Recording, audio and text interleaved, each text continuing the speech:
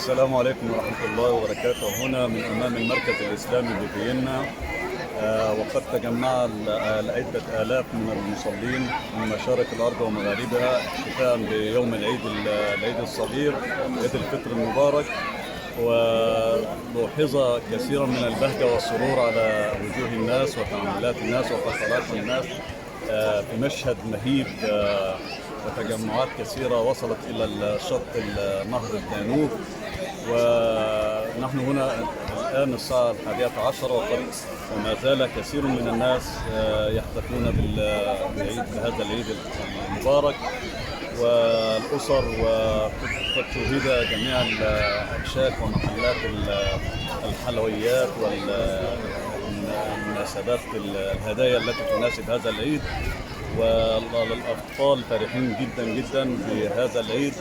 يعني يصور أن هذا العيد لم يحدث له مثيل قبل ذلك. في هذه المناسبة قد اجتمع هذا العيد اليوم في يوم عيد المسلمين، العيد الأسبوعي، عيد الجمعة، مناسبتين في مناسبة واحدة، وهذه تحدث قليلا.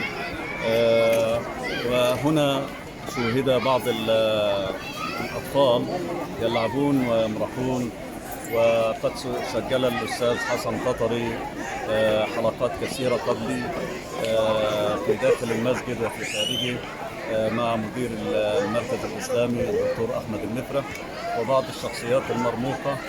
ونتمنى أن يكون هذا العيد عيد خير وسلام على الأمة الإسلامية.